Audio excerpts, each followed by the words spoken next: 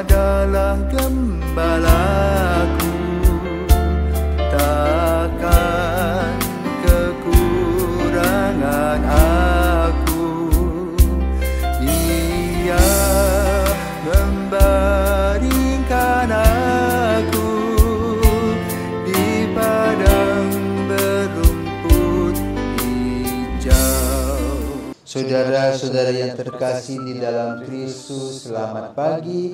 Salam jumpa lagi dalam Sabda Siap Saji. Kamis 24 Agustus 2023, Pesta Santo Bartolomeus Rasul. Marilah kita berdoa dalam Bapa dan Putra dan Roh Kudus. Amin.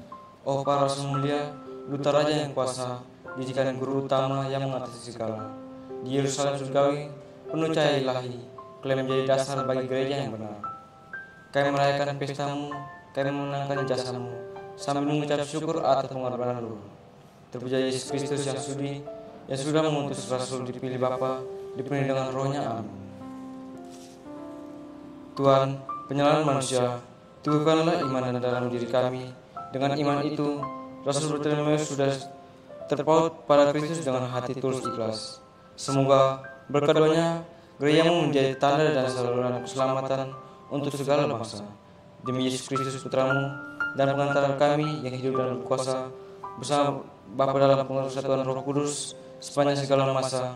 Amin. Tuhan bersamamu dan bersama rohmu. Inilah Injil Yesus Kristus menurut Yohanes. Dimuliakanlah Tuhan. Sekali peristiwa, Filipus bertemu dengan Natanael dan berkata kepadanya, "Kami telah menemukan Dia yang disebut oleh Musa dalam kitab Taurat dan oleh para nabi, yaitu Yesus anak Yusuf dari Nazaret." Kata Natanael kepadanya, "Mungkinkah sesuatu yang baik datang dari Nazaret?" Kata Filipus kepadanya, "Mari dan lihatlah." Melihat Natanael datang kepadanya, Yesus berkata tentang dia, "Lihat, inilah seorang Israel sejati, tidak ada kepalsuan di dalamnya." Kata Natanael kepada Yesus, "Bagaimana engkau mengenal aku?" Jawab Yesus kepadanya, "Sebelum Filipus memanggil engkau, aku telah melihat engkau di bawah pohon ara." Kata Natanael kepadanya, "Rabi, engkau anak Allah, engkau raja orang Israel." Yesus menjawab katanya, "Karena aku berkata kepadamu, aku melihat engkau di bawah pohon ara, maka engkau percaya? Hal-hal yang lebih besar daripada itu akan engkau lihat." Lalu kata Yesus kepadanya, "Aku berkata kepadamu, sesungguhnya engkau akan melihat langit terbuka dan malaikat-malaikat Allah turun naik kepada Anak Manusia." Demikianlah sabda Tuhan, terpujilah Kristus. Romo, saya ingin bertanya, kenapa di dalam satu orang itu terdapat dua nama seperti Bartolomeus dan Natanael? Selamat pagi, Klau. Engkau disebut di rumah siapa? Klau. Mario. Mario. Kenapa dalam dirimu ada juga Mario, ada yang Klau? Kan sama toh? Tetapi gini, ini soal kebiasaan saja. Seperti kamu di rumah namanya Mario, di seminar ini namanya Klau. Kan ada beberapa Mario dulu ya, sehingga kamu disebutkan Klau. Nah, ada cerita tentang Bartolomeus dan Filipus. Dalam bahasa Ibrani, Natanael adalah hadiah dari Tuhan.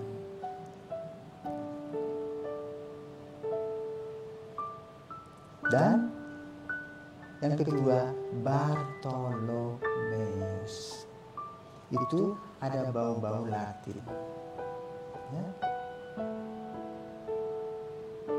Karena dulu kan di sana, di daerah Palestina itu dijajah oleh bangsa Yahudi, bangsa Romawi yang berbahasa Latin. Ya, artinya sama. Nah, kenapa ada dua nama? entah bagaimana ya kalau diperhatikan dalam Injil Yohanes khususnya bab 1 sampai 21 itu Yohanes selalu menyebutkannya Natanael.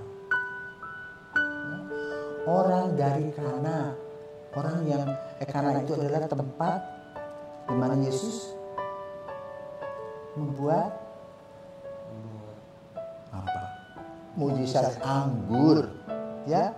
Ketika Yesus hadir dalam perkawinan dan Maria mengatakan mereka kehabisan anggur, maka Yesus mengatakan ayo kepada para pelayan isi tempat itu dengan air, lalu cedoklah dan serahkan kepada yang mengkoordinir pesta. Air jadi anggur. Maka kalau kamu nanti suatu ke Kana, di sana ada anggur Kana, ya. Oke. Bartolomeus berasal dari Kana.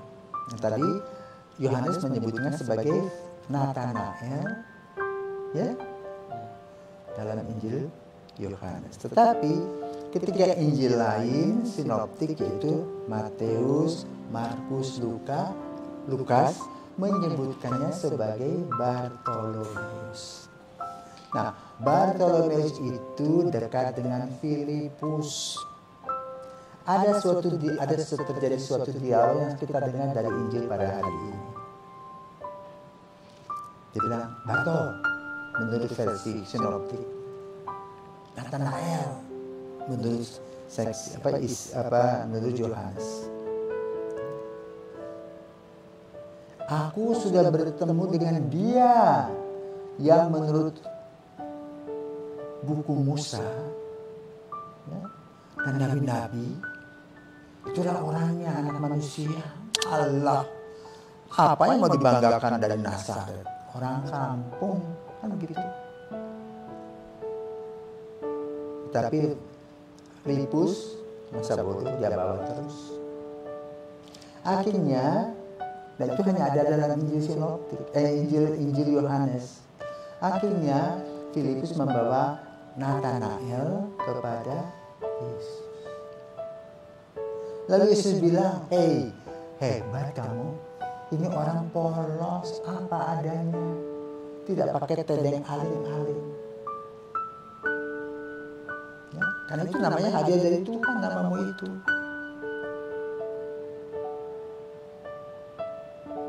Ya, lalu apa terjadi?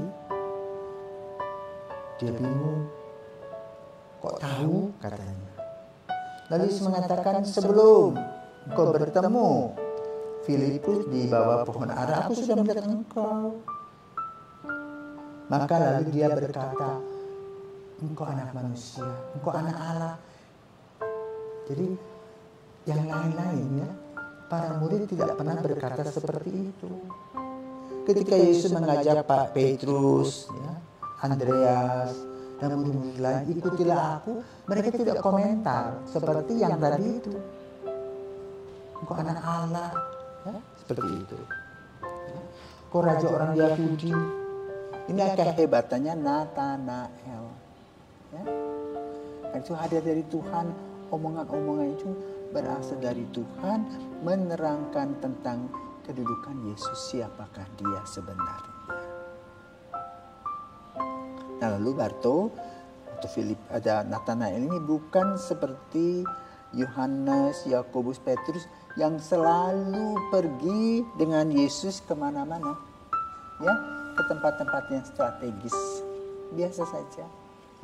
Setelah Yesus wafat, Barto pergi ke Armenia, ke India, tetapi memang kemudian meninggal di Armenia.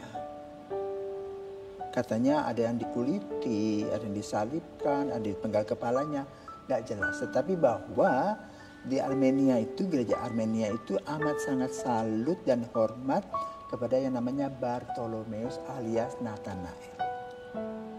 Yang kita peringati pada hari ini tanggal 24 Agustus. Karena itu Injil hari ini yang ingin ditekankan adalah bagaimana seorang yang baru berjumpa dengan Yesus itu sudah mengatakan engkau anak Allah. Engkau raja orang Yahudi. Ya, hebat. Itu mengungkapkan imannya. Maka kita belajar dari Santo Bartolomeus. untuk melihat Tuhan itu dengan porsi yang sebenarnya, bukan yang kita mau. Dan juga dia sebagaimana Yesus berkata, tanpa tedeng aling-aling, polos. Engkau adalah raja orang Yahudi, engkau anak Allah. Dan itu benar. Maka kita pun juga tidak boleh menjilat. Ya, kita harus berkata benar apa adanya. Sehingga melahirkan pencerahan bagi orang lain, dan orang lain setelah mendengar kata-kata Bartolomeus atau Nathanael itu berpikir. Tidak heran ya, mujizat-mujizat itu terus silih berganti. Nah, lalu bagaimana kita menghubungkannya kita ke kehidupan sehari-hari? Kita juga banyak mengalami mujizat-mujizat yang Tuhan berikan kepada kita, paling kurang nafas kita. Lalu kamu dari Flores kan bisa sampai di sini. Ya, ada kesempatan yang Tuhan beri. Itu juga mujizat. Bisa berkenalan dengan begitu banyak orang, mempersiapkan diri untuk panggilanmu. Itu mujizat juga. Maka lalu kita harus menggali iman kita sebagaimana Santo Bartolomeus. Kenapa ketika kita menggali belum dalam, maka kita harus terus kerja keras. Seperti kamu sekarang, kamu menggali setiap hari panggilanmu. Mungkin kamu tidak secemerlang teman-temanmu dalam pelajaran, tetapi ada kemauan, ada jalan. Ya, seperti Bartolomeus menjadi murid biasa-biasa saja, tidak menonjol seperti Petrus, Yohanes, Yakobus.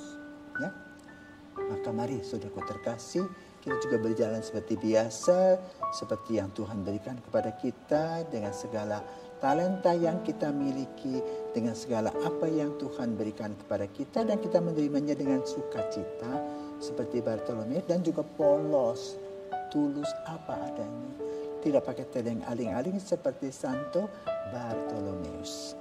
Santo Bartolomeus, doakanlah kami. Selamat pagi.